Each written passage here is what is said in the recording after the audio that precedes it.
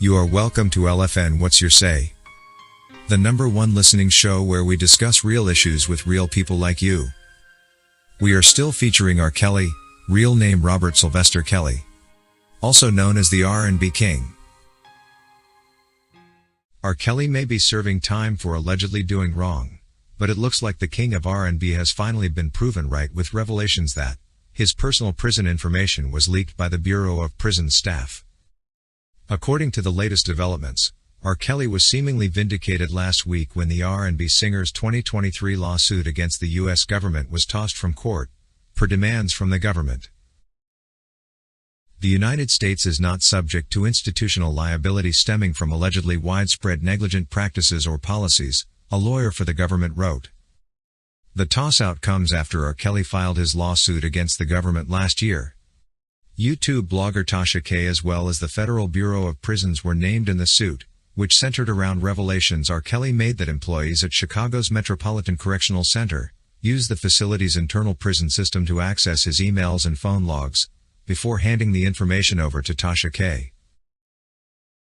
The defendant, United States of America, breached its duty of care to R. Kelly when it allowed countless Bureau of Prisons officers to access R. Kelly's confidential information without any legal basis to do so, Bonjean wrote in his lawsuit.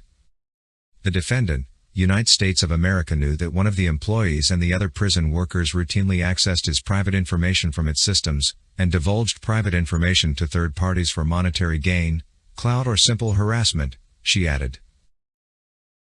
Because of the United States of America's breach, at least 60 officers made unauthorized access to his sensitive, confidential and private information maintained by the BOP on its electronic system known as TrueView, Bonjean continued. Before his legal war with the U.S. government, R. Kelly was wrongly convicted of trafficking in 2021. The king of R&B was unfortunately sentenced to 30 years in federal prison after allegedly being found guilty in September 2021 of racketeering, involvement with underage girls and exploitation of children. The Metropolitan Correctional Center, which is the facility named in R. Kelly's suit, is noted for being where he was sent following his arrest in July 2019.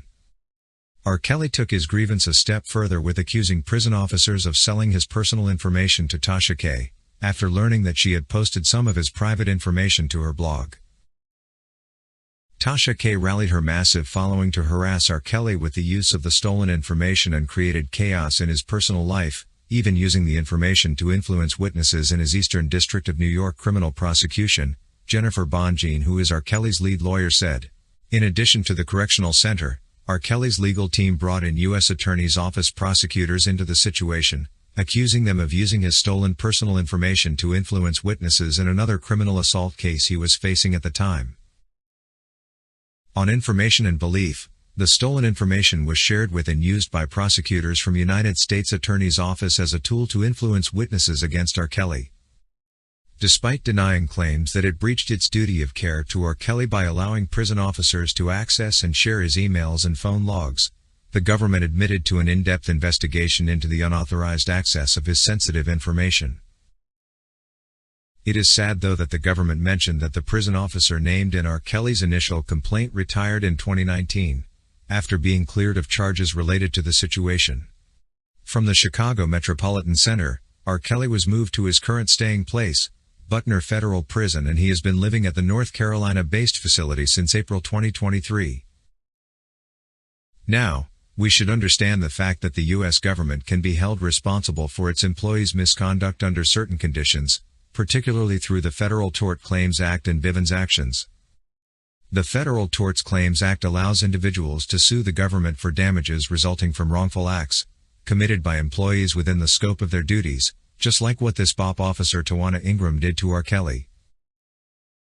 The Federal Tort Claims Act allows people to sue the government for injuries, physical or psychological, property damage or death resulting from the negligence or misconduct of federal employees. Additionally, under Bivens v. 6 unknown named agents originating from a U.S. Supreme case, individuals can sue federal employees for constitutional rights violations, with the government often covering legal costs.